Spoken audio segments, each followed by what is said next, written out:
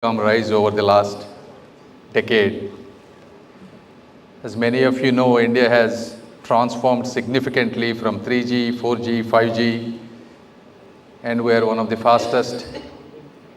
We have had one of the fastest 5G rollout with 5.2 lakh BTS and almost 400 million customers today, 40 crores. And the estimates are by 2031, we will reach 1 billion people using 5G. And this 5G has obviously enabled unprecedented opportunities for every person in this country. And all of this just didn't happen by accident. There are many countries, but why only in India these things are happening, especially over the last 12 years. So these are all not accident, but these are the result of Prime Minister Modi ji's ambition. It's not just a luck, it's a leadership that enabled it. Whether it is redefining the adjusted gross revenue of TSPs, removing spectrum usage charges, rationalizing bank guarantees, all of these collectively enable TSPs to go and invest across vast network, 5G network.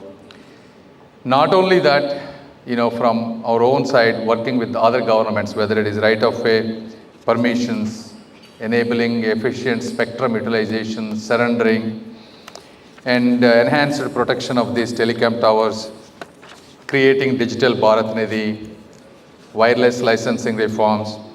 All of these thoughtfully have been thought through very quickly, and even today, whenever we meet Modi ji, it's always about what else can we do to this country, what reforms can we do, how can we transform our telecom entire network security, everything whatsoever. So in that process, obviously 6G is coming. If you know, we have a target of around 10% of patents want to be in the 6G system. And many of you might ask,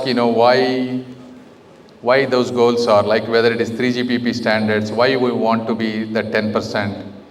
Because this being in standards is, not just about national pride or paper statements.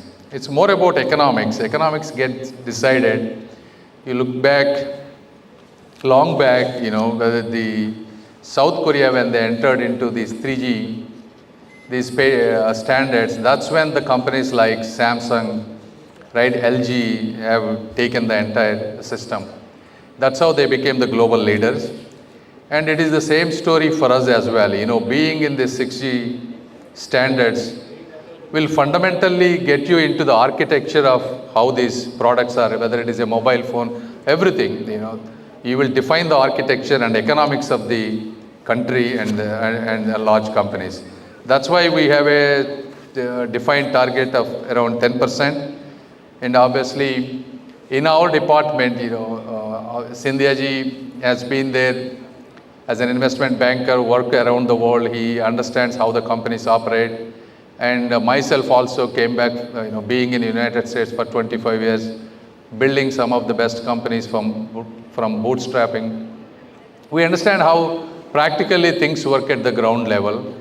So even, every area we have taken, how can we simplify and enable the environment for private players, whether it is a startup, TSPs, or ground level contractors, in every manner you can think about it.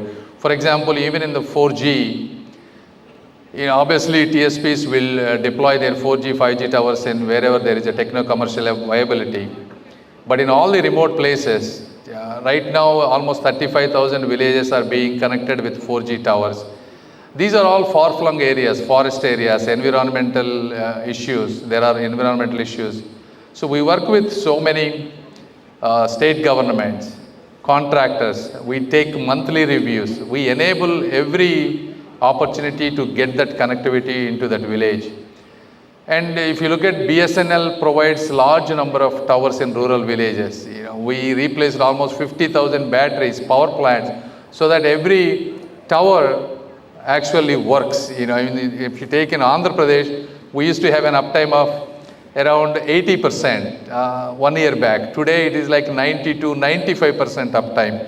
So these are all the things we're doing, not just like ministers or anybody. This culture of working, culture of practicality, culture of understanding ground reality is what is happening at the ministry. I want you to all appreciate and know how, from the BSNL, CMD, ministers and everybody are working.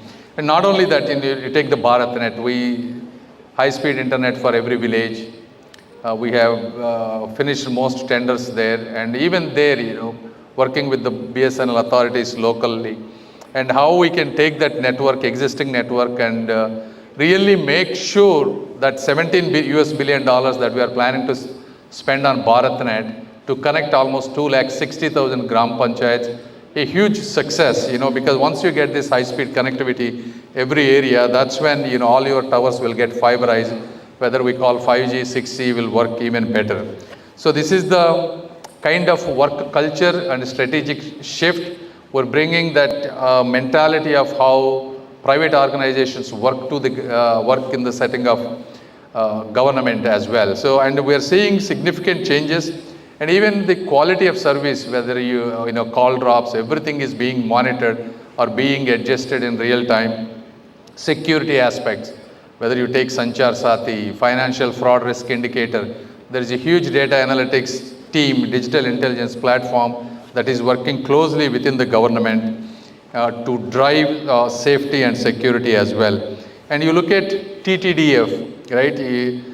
Especially for any type of cutting edge technology that people who are interested. Earlier we didn't have this kind of startup technology, but now with the TTDF, we have almost 500 crores there. We have given money to 130 startups. But even if you can get 20, 30 really good companies out of that, I think it's highly valuable and good for the country. And for manufacturing, equipment manufacturers, the certification deadlines have been, reduced. And if we don't give certification by certain time, they're deemed given in certain period of time.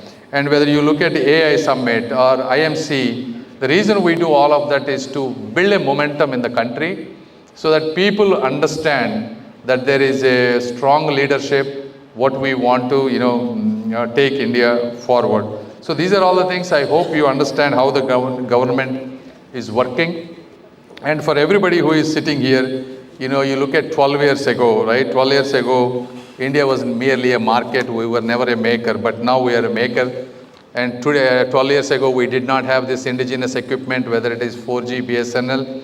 12 years ago, we didn't have these many deep tech startups.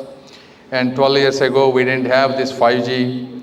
So this is the story. I mean, this is not just about either one government person or one individual. This is the story of engineers that who believed that India could build world-class technology. This is a story of startups. This is a story of policymakers, and this is a story of our entire nation deciding that we would no longer sit at the table as a guest, and we want to be the leader. And going forward, we will continue to work on this, and I want to promise every startup, every incumbent and every research, we are with you. We are there to support, to enable you. And at the same time, we request, we need you, we need your ambition, we need your speed, and we need your refusal to settle so that we can build at least, 2 or 3 companies that are, if not better than LG, Samsung. And I wish you good luck with ET and everybody for being part of this.